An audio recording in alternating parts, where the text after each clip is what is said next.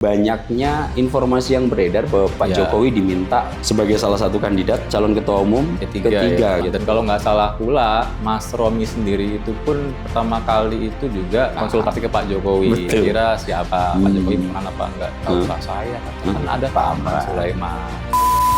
Jarang-jarang Pak Jokowi itu menurut gua statementnya nggak normatif, langsung bilang saya PSI aja. Dan gue cukup yakin itu bukan spontan sih. Sepertinya ini semacam langkah yang terukur, tapi seolah-olah itu trivial diucapkan. Untuk merespons makin mesra dan akrabnya Pak Prabowo dengan Ibu Mega. Gue pandang sebetulnya misalnya Pak Jokowi mendirikan parpol sendiri jauh lebih relevan daripada masuk ke PSI. Karena PSI ini gue lihat di pemilu 2024 kemarin nggak sampai 3%, 2,8 atau 2,7 gitu ya. Kalau gue melihat juga meskipun ini minor ya, PSI bagi gue terlalu kecil lah buat Pak Jokowi. Banyak kekuatan-kekuatan yang merasa tidak akan terwadai. PSI ini kan mengklaim bahwa mereka itu adalah partai anak muda gitu. Sekarang muncul nih sosok Pak Jokowi ironi banget. Nah, lo barusan ini menambah kesangsian gua. Kayaknya Pak Jokowi nggak akan di PSI. Ya mungkin Pak Jokowi mempersiapkan tempat yang layak dalam tanda kutip di konteks politik. Karena kan dalam pilkada, dalam pileg kemarin itu sudah mendeklarasikan diri politik adalah jalan ninja. Oh iya. Iya kan? Iya. Beberapa statement dari pengurus PDIP hampir dipastikan akan mengundang Pak Prabowo dalam kongres PDIP. Berarti apa yang kita diskusikan selama ini bahwa Prabowo Subianto menjadi emulgator mumpuni itu terbukti canggih. Ambang batas parlemen yang 4% itu masih berlaku untuk pemilu 2024, tapi harus disesuaikan atau didiskusikan untuk pemilu 2029. Jadi bisa ada perubahan, bisa enggak ya? Nah, tapi yang sangat ekstrim itu adalah penghapusan ambang batas presiden yang awalnya 20% kursi DPR RI dan 25% gabungan suara nasional itu menjadi 0. Sekarang itu sangat mengubah landscape permainan sekali itu. Terima kasih telah berkenan singgah di channel ini ya. Jangan lupa tekan tombol subscribe dan nyalakan lonceng notifikasinya. Selamat menyimak!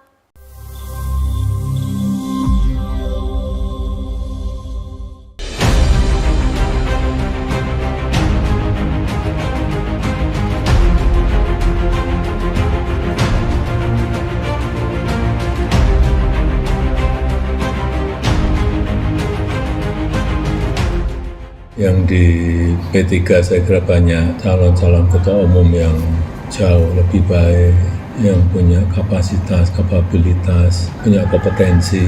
Banyak calon yang sudah beredar kan banyak. Saya di PSI aja lah.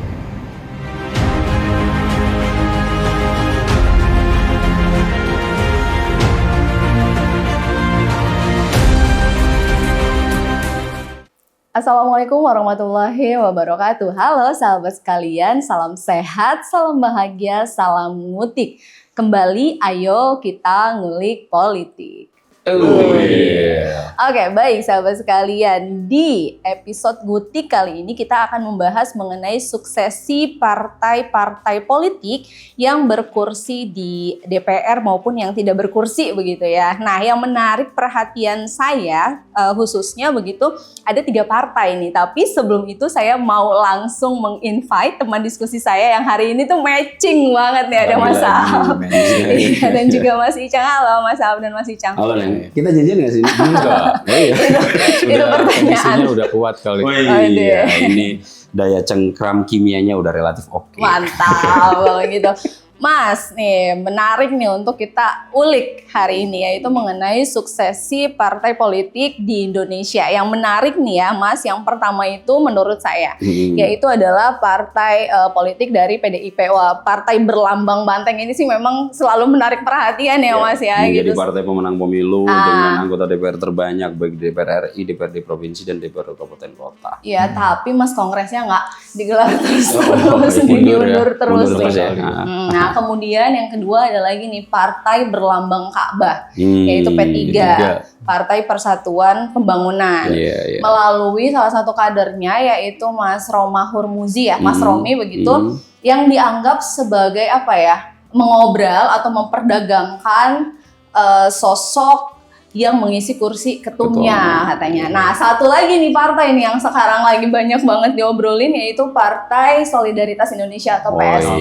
Iya, karena hadirnya sosok yang selama ini selalu menjadi newsmaker. Newsmaker. Yaitu mantan Presiden Republik Indonesia Bapak Joko Widodo. Iya. Apa yang menyatakan bahwa saya di PSI aja lah. Iya. Betul kan, Mas? Meskipun sampai detik ini belum ada yang mencalonkan kan? Betul. Nah, itu sih. Boleh langsung aja kali ya Mas Halm dan Mas Icang. Ini Namanya yang apa, Jang? ya, soal PSI nih Mas PSI yang dulu nih ya, betul. PSI ya. Partai Lambang Mawar Merah itu Iya, ya. iya. Pak Jokowi lagi. Pak Jokowi Pak lagi. Jokowi. Itu kan kalau nggak salah statement beliau setelah sholat Id ya. Iya. Tanggal 6 Mas ya. 6 Iya, Juni iya, 6 kemarin. Hmm. Gue sih menariknya ini Mas, Neng Tia. Itu adalah statement diucapkan sehari setelah beredar foto di Teguh Umar. Oh, utusan Pak Prabowo menemui atau sowan dengan Ibu Mega. Oh, Profesor Sufmi Dasko Ahmad Ya. dan Mensesnek Prasetyo Hadi. Dan sebelumnya pula kita tahu tanggal 1 Juni Hari Pancasila, Bu Mega berkenan hadir. Apa hubungannya dengan Itu statement Pak Jokowi? nggak bisa gue lepaskan Mas. Kenapa? Sequence dari tanggal 1 Bu Mega hadir di Hari Pancasila, tanggal 5 beredar foto Bang Dasko di Teguh Umar. Sehari setelahnya, jarang-jarang Pak Jokowi itu menurut gua statementnya nggak normatif. Oh iya ya.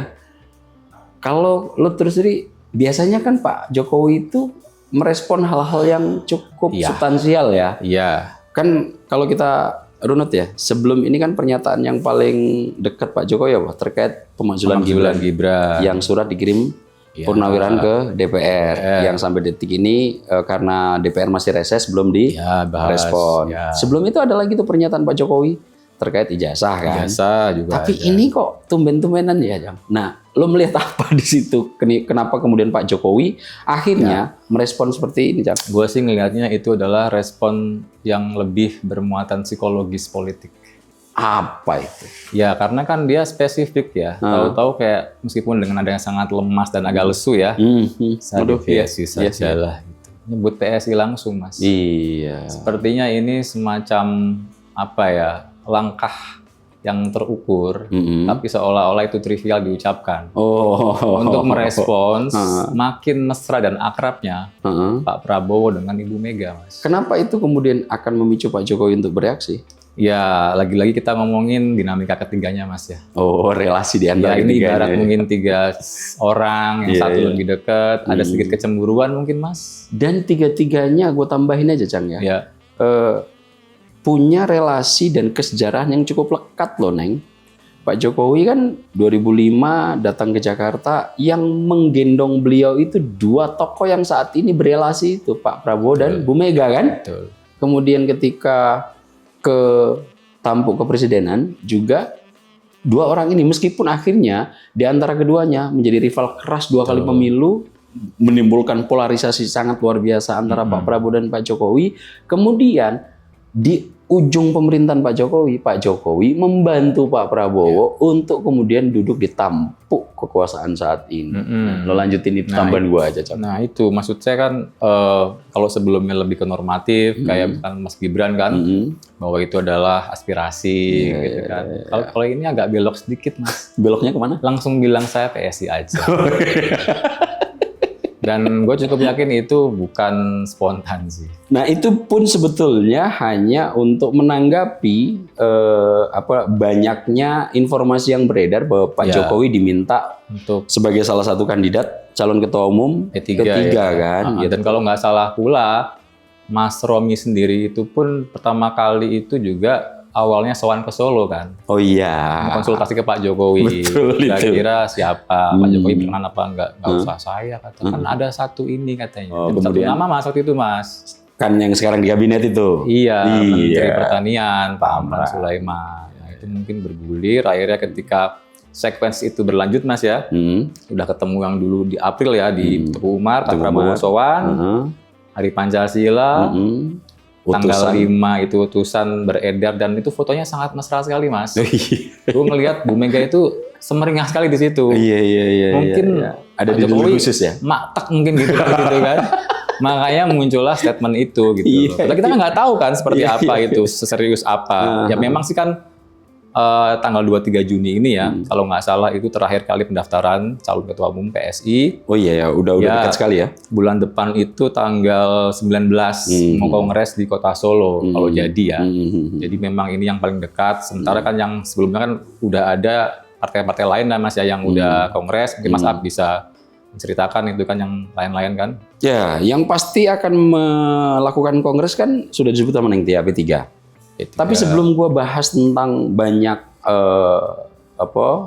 rumah hurmuzi yang diindikasikan memperdagangkan partai gitu, itu udah banyak beritanya, bisa dicek aja kan gitu. Tapi yang gue agak miris itu sebetulnya adalah P3 ini metamorfosisnya itu agak berkebalian, nggak eksponensial tapi begini gitu. Ya. Kita tahu ya, P3 itu adalah parpol hasil fusi semua parpol-parpol yang waktu itu dipaksa oleh Orde Baru, Pak Harto untuk hanya menjadi 3 partai kan. Partai yang satu nggak mau disebut partai, namanya Golongan Karya. Waktu Orde Baru ya.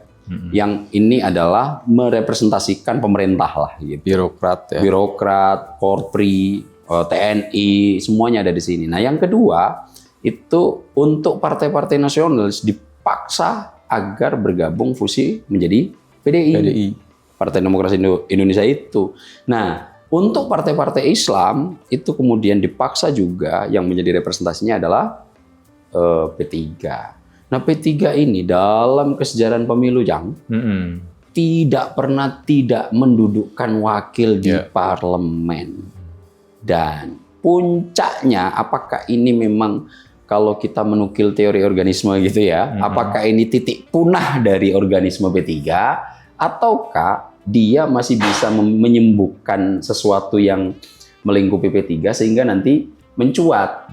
Kalau gue lihat nih Jang ya, Neng, upaya Romahur Muzi itu kan kalau kita lihat keterangannya beliau gitu, dari keterangannya Romahur Muzi sendiri, upaya ini dilakukan karena untuk mengarungi pemilu satu butuh modal gede, yang kedua butuh sosok populis, karena kita kan masih sangat asosiatif dengan ketokohan figur ya dalam konteks menggelembungkan atau menarik suara pemilih. Nah, P3 ini pemilu 2024 gue lihat menjadi titik nadir. Ya kan? Lihat tuh sejak pemilu 71 hasil fusi. Iya, bahkan berapa kali kan ya selalu nomor 2 Mas ya setelah selalu nomor 2. Bahkan di beberapa pemilu seingat gua dia menang di Jakarta terus Mas. Iya. Ya dan kan? Itu sebagai salah satu bukti akarnya sebetulnya kuat sebetulnya. Kuat sekali. Nah, cuma kita nggak tahu pasca reformasi dengan munculnya kembali kekuatan-kekuatan politik yang mati suri dan tertidur lama, ini akhirnya P3 kehilangan jati dirinya gitu. Lambat laun terus terkikis yang sebetulnya representasi kalau seandainya dalam konteks simbol, gila loh Cang. Kita 87% Muslim, simbol partai ini tuh Ka'bah loh. Dan dia kan asasnya Islam asasnya. Betul. 99 itu kan. Salah satu partai berasas Islam itu adalah P3 selain Masumi gitu ya. Nah, gua agak miris di situ.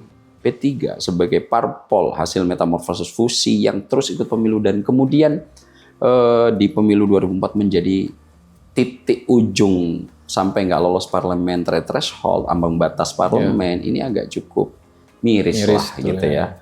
Gua nggak tahu apakah ini salah pengelolaan, tidak ada kaderisasi yang terus berjalan, atau kalah saing juga dengan partai bercorak yang sejenis mungkin. Nah, kan ada PKB juga Mas. Betul, ada PKS yang sudah mengambil ceruk-ceruk khusus kan gitu. Kemudian Gelora yang juga punya irisan yang sama gitu, dan partai-partai yang awalnya berbasis Islam kayak PKB dulu kan sebetulnya sebelum ada PKB ini adalah konstituen P3 gitu kan.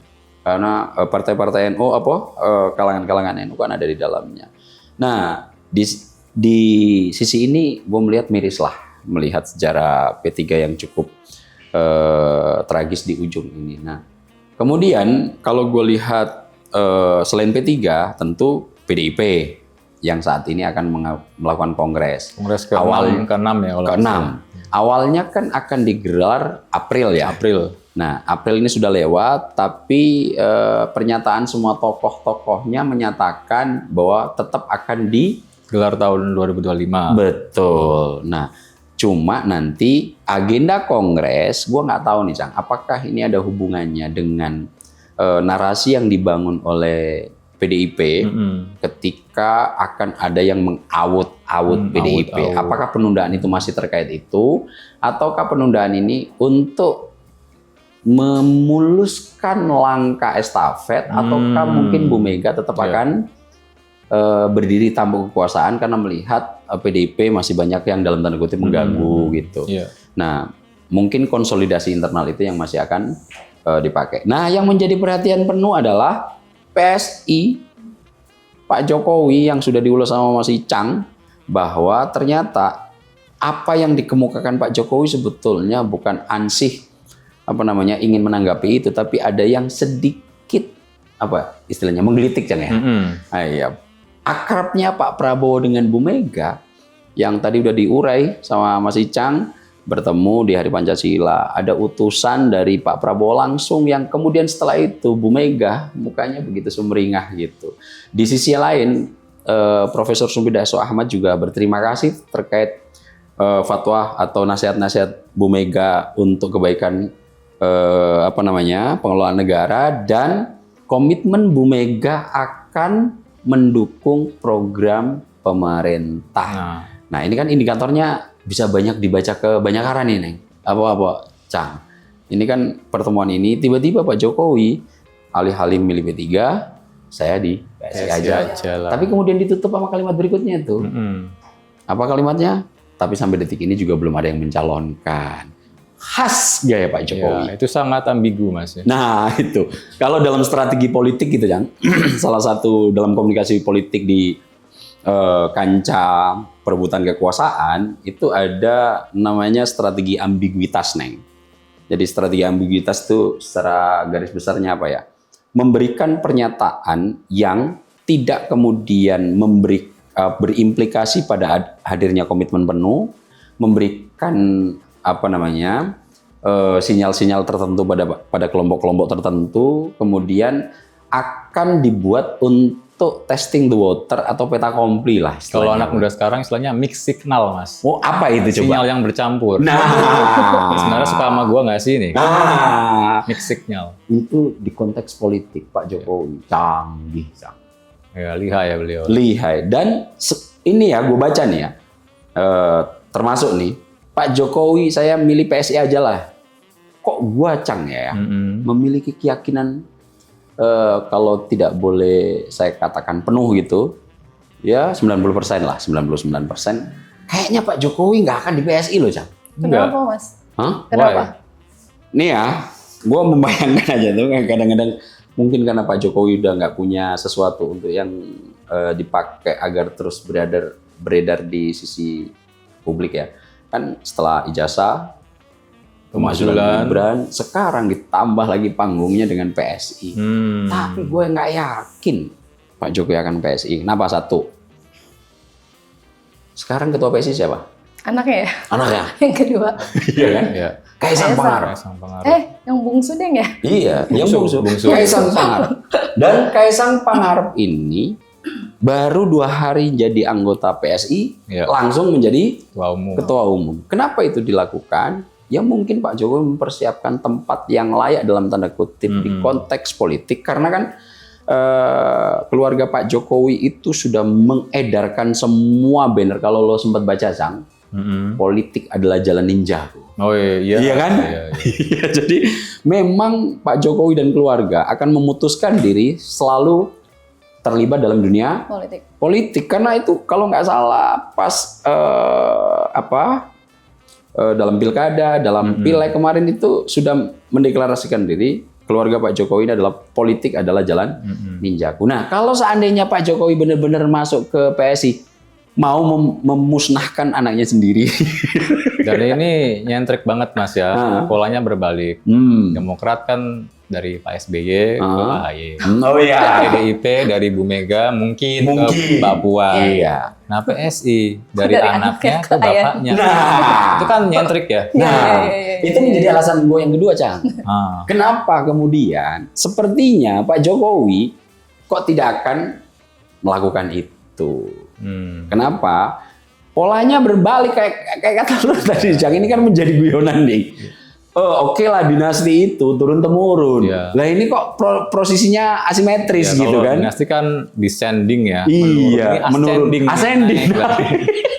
Kalau biasanya dari anak turun ke dari bapak turun ke anak, ini dari anak turun ke bapak. Nah, itu memperkuat argumentasi gua kenapa kok kayaknya Pak Jokowi nggak akan di PSI. Nomor 3. Kalau nanti Pak Jokowi itu akan di PSI, banyak kekuatan-kekuatan yang merasa tidak akan terwadai. Misalnya? Sinyalnya, indikatornya, banyak relawan kalau gue baca narasi-narasinya di publik itu banyak yang nggak setuju loh, Cang. Projo terutama. Projo, Joman, ya. Meskipun bahasanya agak halus gitu, tapi lebih kalkulatif kalau Pak Jokowi tidak di PSI. Kemudian berikutnya, kalau gue melihat juga meskipun ini minor ya, PSI bagi gue terlalu kecil lah buat Pak Jokowi. Dalam 2 kali pemilu dapat 1,8% ke 2, belum 2% ya, walaupun angka pastinya. Di pemilu 2024 kemarin nggak sampai 3%, 2,8 atau 2,7 gitu ya. Nah, artinya wadahnya terlalu kecil. Padahal di 2024 kemarin, Jang, lo ingat kan bagaimana PSI melakukan kapitalisasi luar biasa terhadap sosok Pak Jokowi. Sampai katanya mengusung ideologi Jokowisme. Jokowisme kan? Entah dari mana itu kajiannya ya. Ya, entah itu dari mana kajiannya, entah yang dimaksud Jokowisme itu apa yang dirujuk gitu kan. Beda kalau Soekarno kan punya marxisme gitu kan. Punya nasionalisme gitu. Jokowisme saya nggak tahu persis apa yang mereka bayangkan gitu. Akan tetapi dengan kapitalisasi yang begitu besar melalui Pak Jokowi PSI dan ketua umumnya anaknya sendiri pula itu pun tidak mampu mengangkat gitu.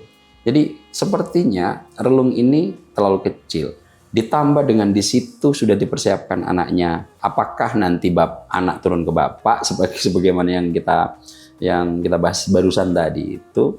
Kemudian ditambah banyak kalangan kekuatan-kekuatan yang sekarang menjadi backbone utama Pak Jokowi, kalangan-kalangan relawan.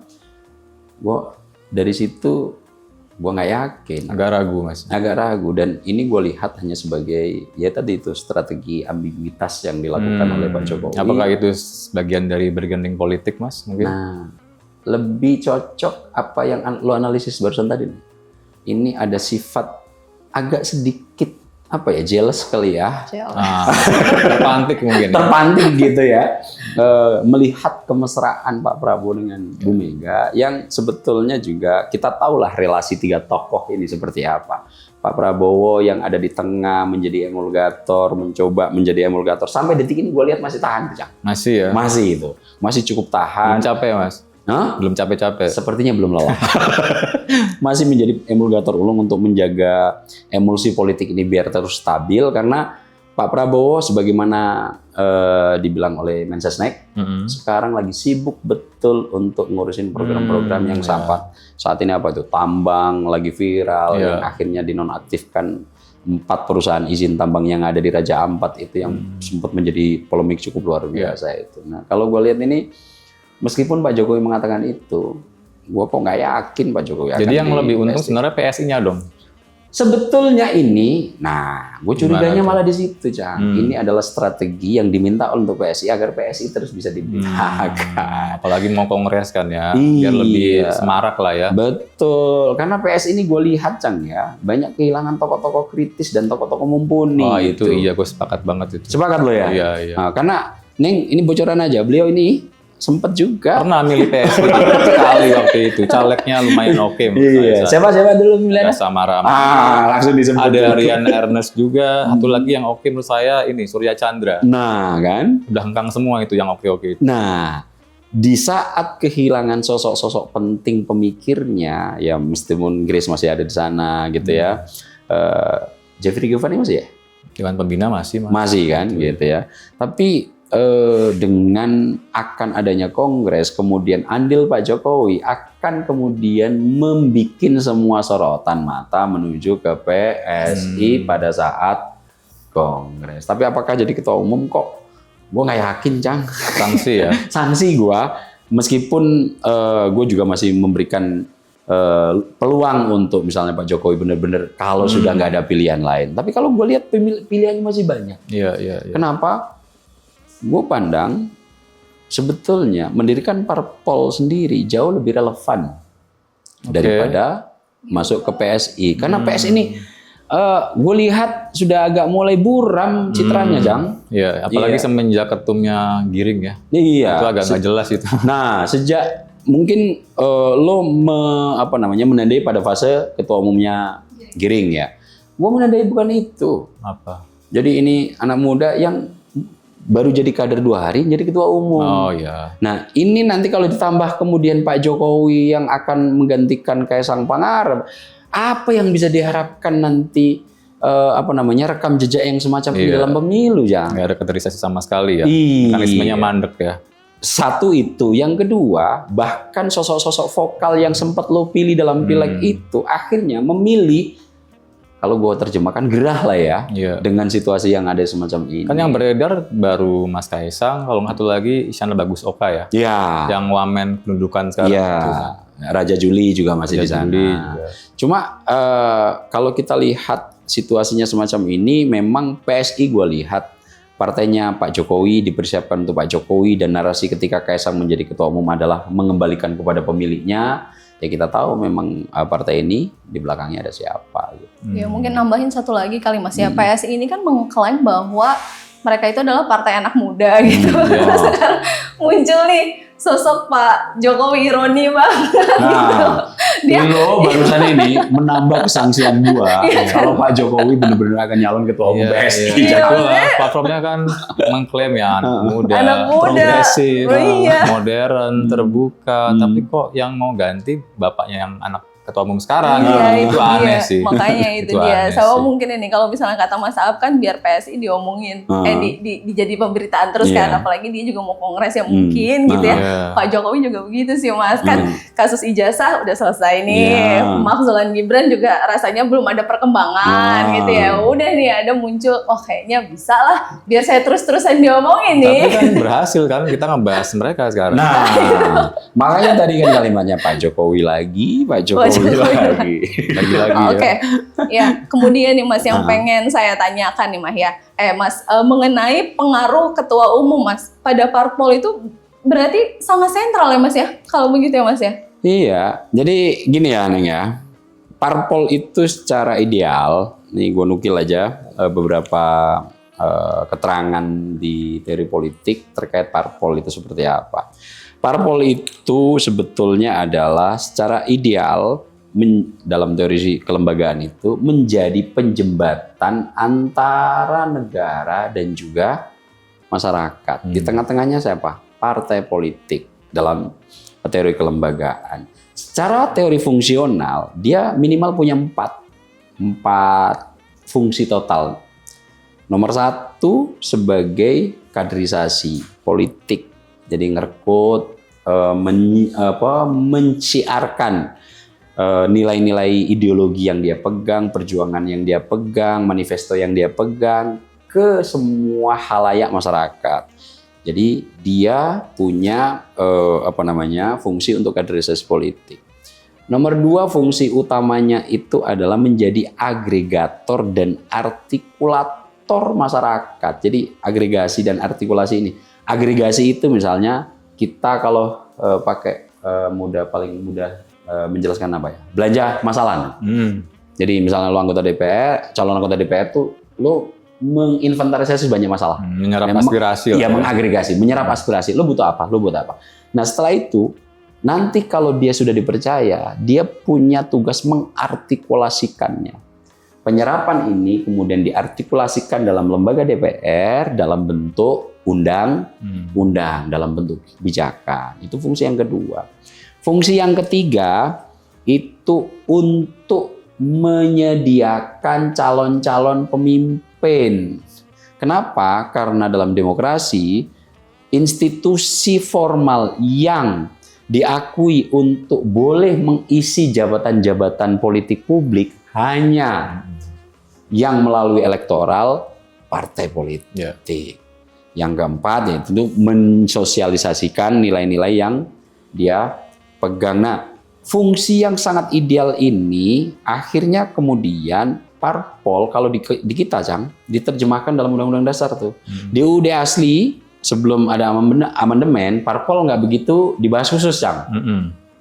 Tapi di Undang-Undang Dasar 45 setelah amandemen 99 sampai 2001 yang beberapa kali amandemen tuh parpol ditegaskan total bahwa fungsinya sangat sentral. Capres, cawapres hanya bisa dipilih yang dicalonkan oleh partai politik. Anggota DPR hanya bisa diisi oleh calon dari partai politik. Nah, pilkada ada sedikit diskresi, Cang. Ya. Ada calon independen. Nah, untuk presiden, legislatif nggak ada calon independen. Dan itu ditegaskan kalau nggak salah di Undang-Undang Dasar ayat pasal 6 yang amandemen A1. Iya, yang pas kamu. Kalau untuk yang undang-undang asli tidak banyak disebut karena waktu itu kan hanya makronya aja Undang-Undang Dasar 45 yang asli itu, Jang. Karena waktu itu ya belum sampailah untuk menindaklanjuti detail-detail tentang prosedur-prosedur demokrasi secara ideal. Nah, di Undang-Undang Dasar pasca amandemen, parpol menjadi sangat sentral. Nah, di tengah sangat sentral, tadi kan lo punya kritik tuh, Cang, terkait peran partai politik nih, Neng. Nah, partai politik terkait pertanyaan lo itu, kenapa posisi ketua umum sangat sentral? Nah, kadang-kadang selain teori ideal tadi itu, parpol itu dalam prakteknya sehari-hari lebih banyak kadang-kadang berperilaku seperti kartel politik gitu. Kartel ya. Kartel.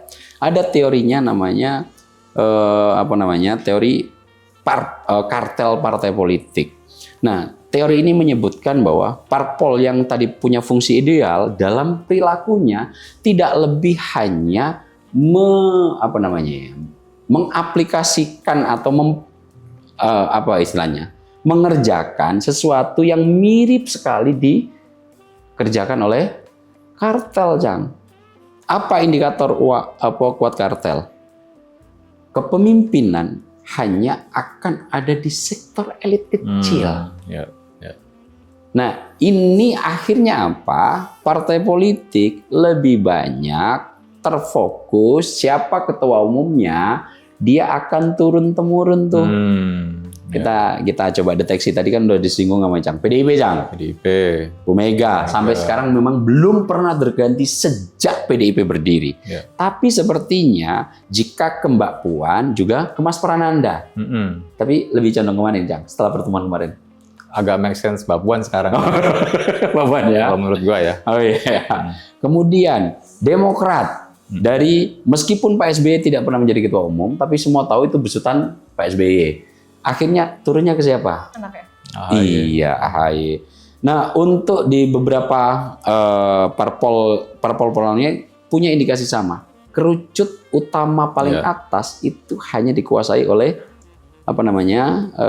sekelompok elit kecil. Nah, di sini ada teori yang kedua tuh. Teori tentang patron klien, Cang. Ya kan? Teori tentang patron klien ini bahwa partai politik itu sebagai patron yang nanti hasilnya akan didistribusikan kepada klien-kliennya. Nah, ini yang kemudian banyak disinggung. Akhirnya partai politik tidak lebih dari sekedar oligarki politik. Meskipun hidup di alam demokrasi, Mas ya. Tetap kekuasaan sirkulasinya di antara elit-elit saja kan. Dan kalau boleh saya tambahkan yang analoginya mungkin yang paling mudah, kita ingat ini aja waktu rapat RDP Pak Bambang Pacul yang ada Pak Mahfud MD ya. Oh iya. Mau ngebahas uang kartal. Jangan sama kita. Pak Mahfud. Kita nih Korea langsung beketum siapa gitu kan. Itu analogi paling sederhana bagaimana sentral dan powerfulnya seorang ketua umum. Betul, Neng. Nah, itu menjawab pertanyaan lo lagi. Sepenting apa ketua umum? Penting betul dalam konteks politik Indonesia. Akan tetapi biasanya kalau parpol-parpol yang baru lahir, ini kecenderungannya agak cukup nggak ada lah gitu. Berbeda ya. Berbeda kayak PSI di awal-awal, lo sampai simpati banget tuh Jang. Awalnya iyalah progresif Mas. Dia sangat memenuhi aspirasi kaum urban dulu kan, minoritas, hak perempuan. Sekarang Narasinya indah banget waktu itu Jang. Dan gue juga sebetulnya melihat perspektif nih Pak. ya bersimpatik lah dulu sama mereka. Kan. Dan bahkan lo sampai yang tidak pernah milih akhirnya menggunakan hak pilih Sekali itu. Gara-gara ngeliat balihonya tiap hari. Bolak-balik kantor lihat baliho tiap hari, ini aja lah. Iya ya. Nah di situlah pentingnya dari sentralisasi. Itu kenapa? Karena ada teori kartel politik ini, akhirnya berimplikasi pada adanya perilaku dinasti itu, Cak. Dia tidak akan rela untuk kemudian ini dipindah tangankan. Yang kalau di Indonesia karena kita feodalisme, garis keturunan darah itu menjadi masih menjadi variabel utama. Gitu. Apalagi di partai tertentu ya, kayak Demokrat, PDIP apalagi, dan sekarang kan jelang Kongres ini mulai ada tuh Mas beberapa aspirasi. Apa? Bu Mega ini kapan pensiunnya gitu. Nah, itu juga bahkan kritik-kritik tajam disuarakan oleh internal PDIP sendiri yang dulu di internal PDIP. Bahkan Bu Mega sendiri pun juga ngomong Mas, berkali-kali sebagian itu kan memang mayoritas masih menginginkan.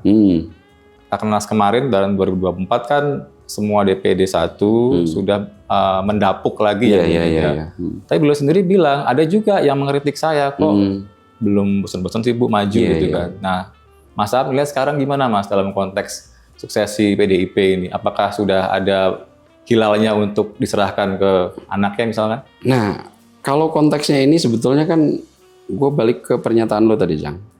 Bu Mega kan sebetulnya sudah betul-betul ingin pensiun kan. Catatan lo berapa kali tuh? 2017 yang pertama, 2023, 2024 sempat. Berarti udah 3 kali kan sebetulnya. Ingin menyerahkan riuh rendah konteks politik sebagai ketua umum untuk segera diestafetkan gitu. Dan cuma waktu itu kalau gue lihat kan ada kegamangan dari Bu Mega akan menyerahkan ini kepada siapa gitu ya. Estafet ini apakah diserahkan ke Mas Prananda ataukah diserahkan kepada Mbak Puan. Dan akhirnya karena ada kegamangan ini, akhirnya Bu Mega masih mau untuk didaulat lagi menjadi ketua umum PDIP. Meskipun kemudian ada seolah-olah pembagian wilayah tuh di PDIP, ya kan? Untuk wilayah DPP itu diserahkan ke Mas Prananda, untuk wilayah-wilayah sektor kepemerintahan diserahkan ke Mbak Puan.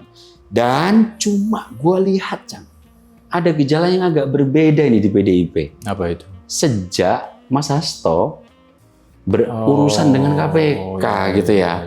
Beda tonnya berubah Mas ya? Tonnya berbeda, kemudian gue lihat juga sikap-sikap politik Bu Mega juga agak cukup berbeda, melunak, tidak kemudian berapi-api dalam tanda kutip, sejak Mas Hasto tidak mendampingi beliau gitu. Sekarang Bu Mega lebih kalem dan lebih terbuka untuk menerima uluran komunikasi. Membangun relasi juga tadi sumringah. Nah, 2 kali sudah ketemu loh sama Pak Prabowo. Kemudian utusan Pak Prabowo juga diterima dengan cukup sumringah oleh beliau. Dan ini menandakan, gue lihat kalau asumsi lo tadi lebih cenderung ke pembelahan mana antara Mas Prananda dengan Mbak Puan dengan foto yang cukup sumringah yang sampai membuat Pak Jokowi harus bereaksi, gitu. Bereaksi terhadap pertemuan itu, sepertinya kecenderungan untuk Mbak Puan sebagai penerus lebih tinggi saat ini. Ada peluang ke sana Mas. Ada peluang ke sana. Apalagi kan juga ini beberapa analis kan bilang Mas ya, kemarin itu pemilu kan pertaruhan 2 putra mahkota ini kan. Satu di Mas Nanan, Mas Prananda yang mungkin dekat dengan Mas Ganjar saat itu kan. Di Mbak Puan yang berjaga di eksekutif waktu itu kan, dan sekarang di legislatif. Udah lengkap tuh Mas, jabatan Mbak Puan kan sebenarnya kan. Mungkin kalau 5 tahun lalu mungkin belum terasa masuk akal ya. Belum terasa masuk akal. Kalau sekarang entah kenapa per hari ini gue ngelihat make sense sebenarnya kalau Mbak Puan menerima tongkat estafet itu Mas. Kenapa? Udah lengkap. Lengkapnya? Coba prosesnya itu udah panjang Mbak Puan. dari anggota DPR, Oh iya ya. jadi menteri pernah juga, ketua DPR sekarang ya Ketua kan, fraksi pernah. ketua fraksi pernah. Sementara kalau Mas Nanan kan lebih di balik layar memang. Iya iya. Mungkin bisa jadi nanti akan jadi sebuah kombinasi yang utuh ya, Iya, kolaborasi di antara Mbak Puan kolaborasi sama di Mas Nanan antara ya. kakak adik itu ya.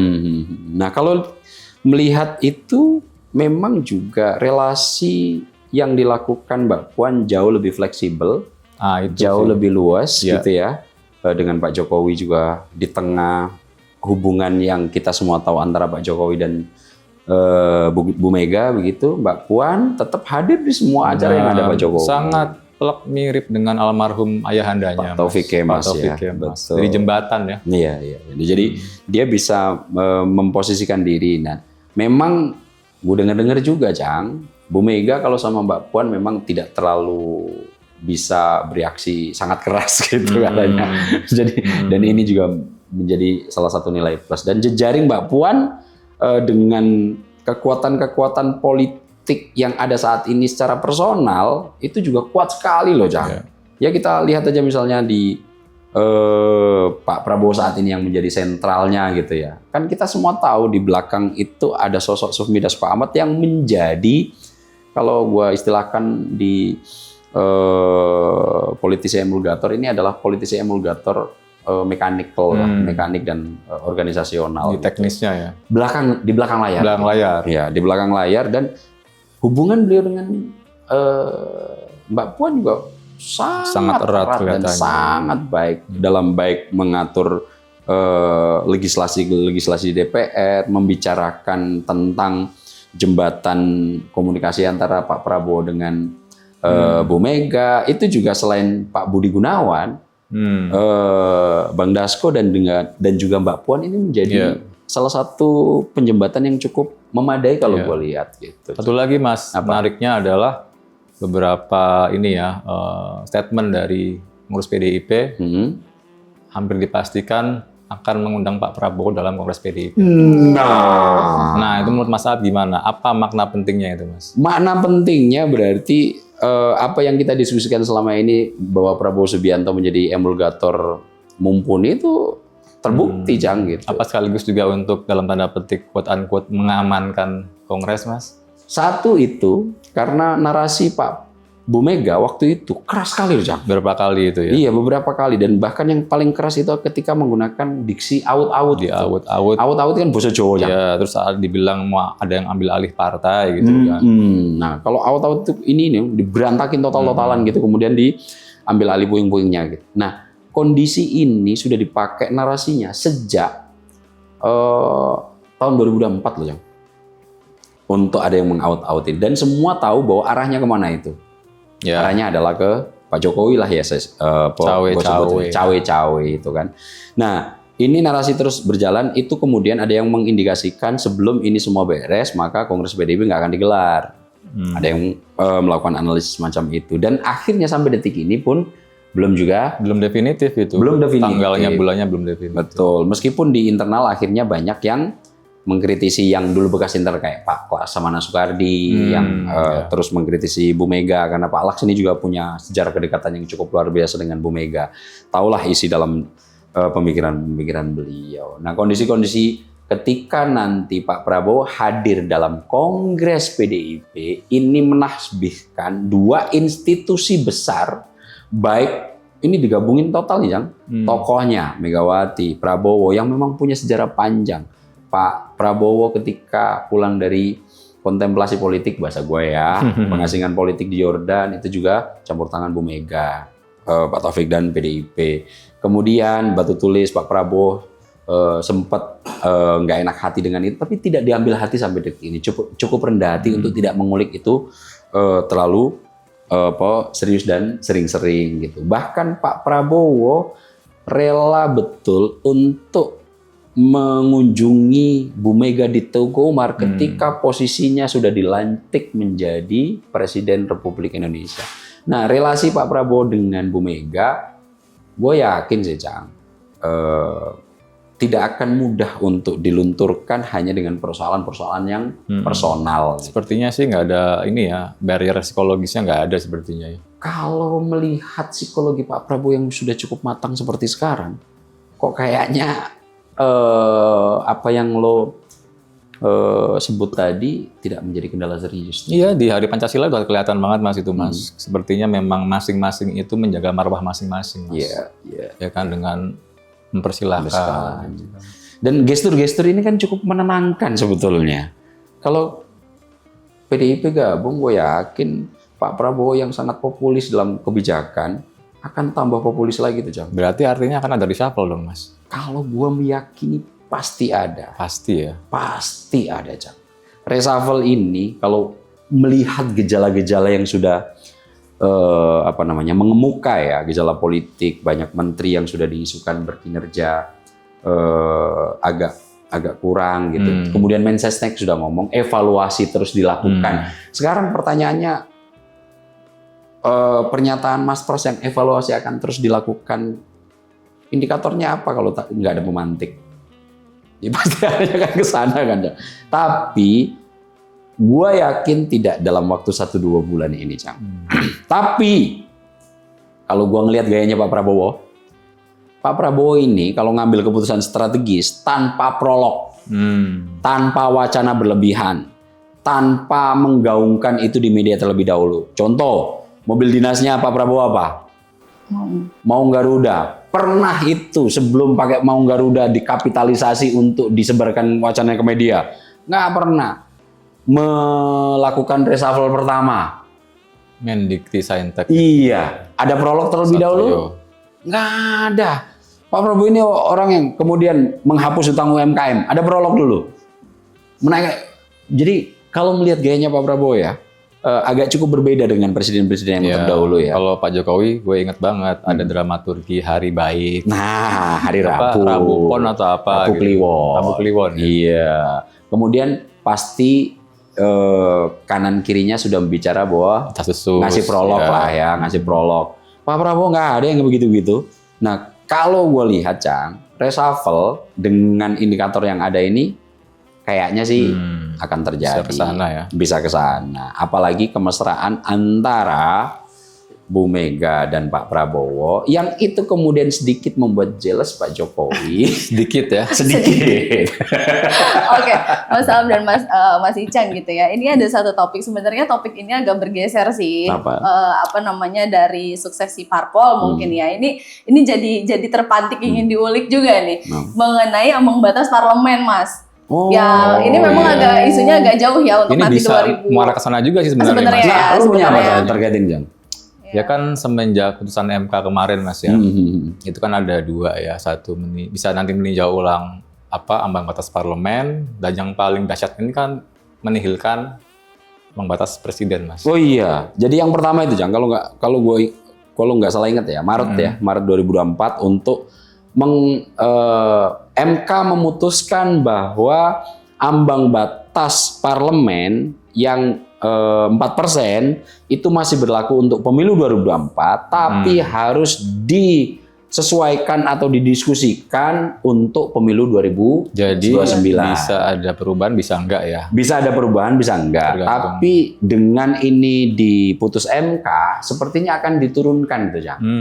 Jadi dari 4%, tuntutannya itu sebetulnya diturunkan karena ini akan tidak bisa menampung kekuatan-kekuatan politik kecil ya. Menengah kecil ya, kecil terutama. Ya. Nah, tapi yang sangat ekstrim itu adalah penghapusan ambang batas presiden yang awalnya 20% kursi DPR RI dan 25% gabungan suara nasional itu menjadi 0. Sekarang itu sangat mengubah landscape permainan sekali itu, Mas. Iya, kalau seandainya gue simulasikan, Jang, dengan pakai itu di pemilu 2024. Gue pakai 2024. Ada berapa peserta pemilu? 18 ya. 18. Itu artinya masing-masing parpol kalau nggak berkoalisi akan ada 18 calon presiden dan wakil presiden yang akan dipertengkarkan atau dipertarungkan gitu. Nah, dulu sebetulnya adanya ide untuk penyederhanaan dengan dimunculkannya ambang batas karena waktu itu kan Pilpres berapa yang pesertanya banyak itu, Jang?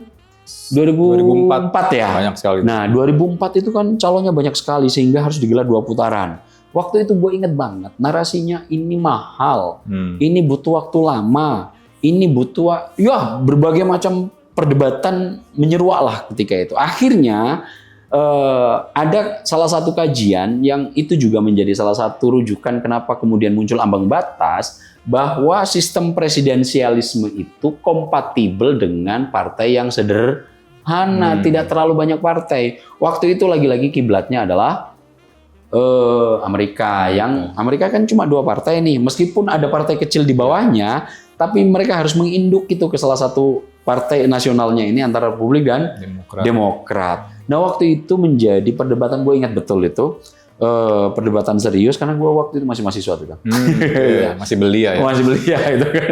Nah di situ akhirnya kemudian muncul ambang batas. Ambang batas untuk di parlemen waktu itu bertingkat tuh kalau nggak salah 2% tuh. Untuk apa? Proses penyederhanaan partai. Kemudian ini digunakan juga biar tidak terlalu banyak calon seperti 2004 yang harus melalui 2 putaran pemilihan ya kan. Waktu 2 putaran kan, 2004 kan. Nah, akhirnya dibuat ambang batas presidensial threshold. Akan tetapi ternyata ketika penyederhanaan ini berhasil untuk menyodorkan hanya 2 calon seperti Amerika Serikat, kita nggak siap, Cam. 2 kali pemilu hanya 2 calon, kita terpolarisasi gila-gilaan. Ada yang cerai gara-gara satu dukung Pak Jokowi, satu dukung Pak Prabowo. Grup bubar banyak tuh Mas. Grup bubar banyak kan. Saya bubar waktu itu. Nah inilah sebetulnya kritik keras gua, Cang. Kenapa kita sudah 80 tahun berdemokrasi hanya untuk urusan undang-undang pemilu kita nggak pernah ajak. Ya, nggak ada pakemnya ya. Artinya kalau tidak pernah ajak dan nggak punya pakem, parpol tidak punya rute jangka panjang gitu. Nah ini kita berharap lah, ini kritik untuk paket undang-undang pemilu ini ajak lah, Cang, gitu ya. PR besar ini. Nah, karena kalau ini nanti nggak ajak, parpol kehilangan rute untuk melakukan persiapan. Semestinya kalau seandainya sudah ajak, start bisa mulai dari sekarang loh, Cang. Betul. Semua akan terprediksi dan terkalkulasi ya. Betul. Kalau sekarang kan jadinya jadi eksperimental terus-menerus, Mas. Kalau seandainya saat ini kita sudah persiapan, tiba-tiba undang-undang nanti yang disahkan tidak sesuai dengan rute yang kita bangun, energi, tenaga, materi yang sudah dikeluarkan untuk mencoba mengagregasi dan mengartikulasi kepentingan dan aspirasi masyarakat, hilang begitu saja. Kalau mungkin kita serigit Amerika itu lebih bagus dengan dia selalu di tanggal yang sama pemilunya, Mas. Nah, kan lebih enak, lebih pasti gitu kan.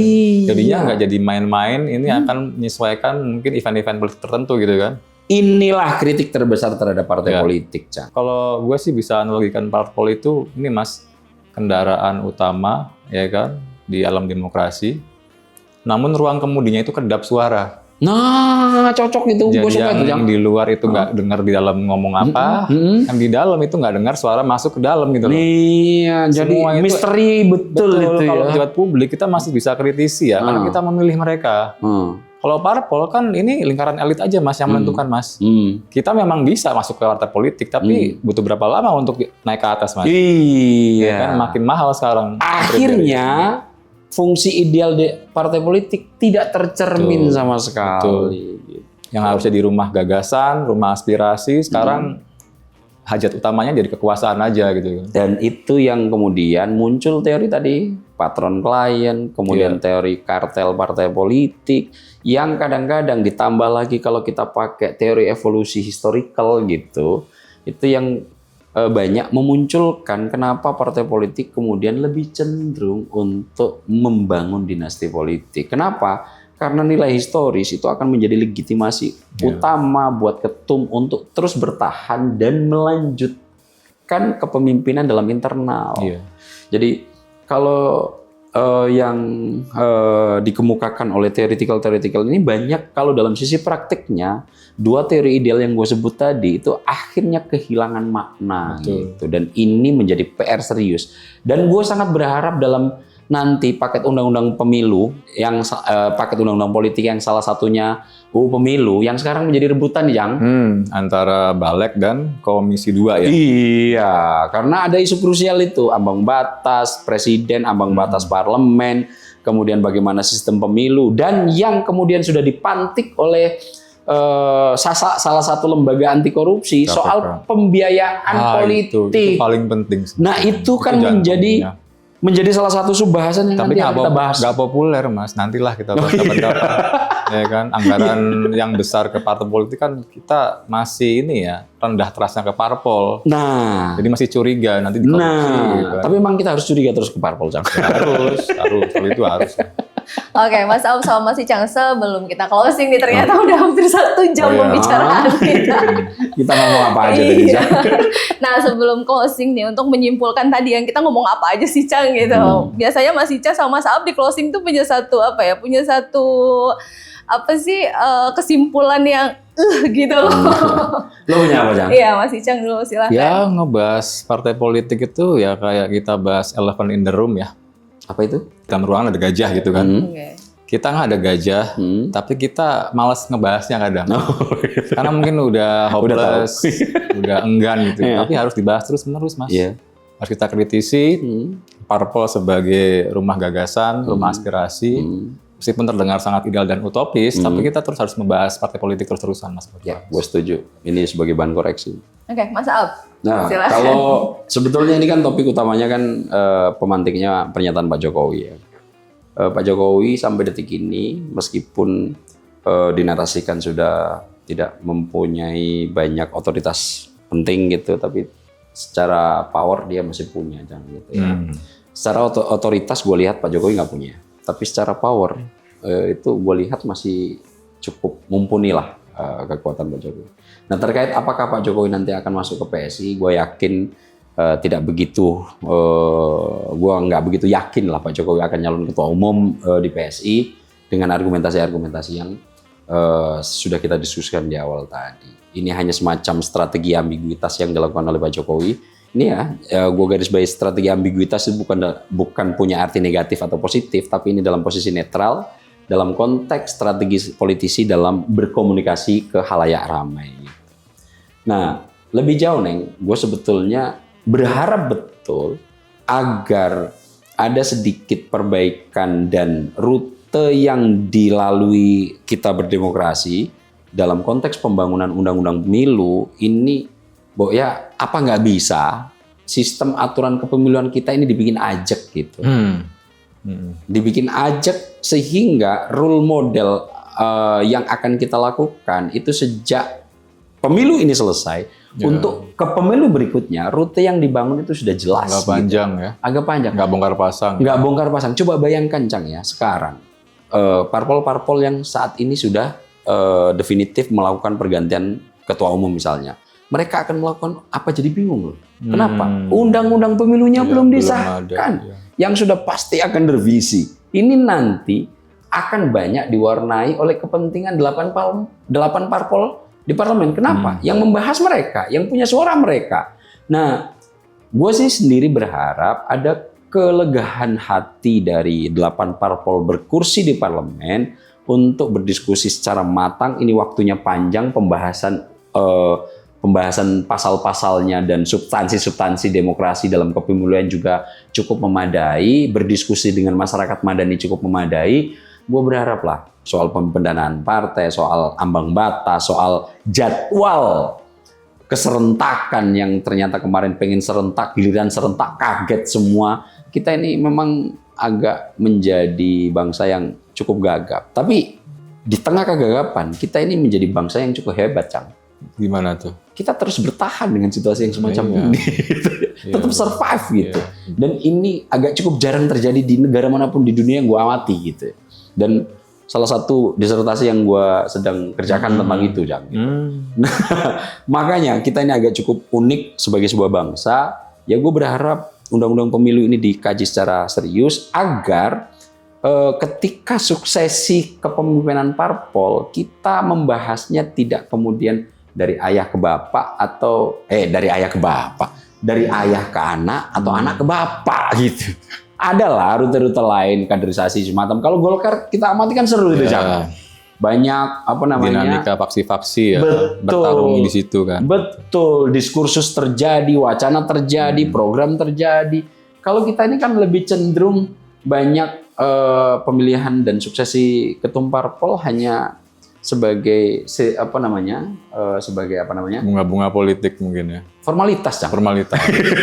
Gitu. Kayak misalnya PDIP besok ini kan Ya, formalitas aja. udah ketahuan. Udah ketahuan aja. Dan PSI ini sebetulnya juga udah ketahuan aja. Cuma karena Pak Jokowi memantik dengan kalimat ya PSI aja. Rutenya agak belok dikit. Agak belok balik dikit. lagi. Meskipun nanti diserahkan lagi Kaisang gitu ya.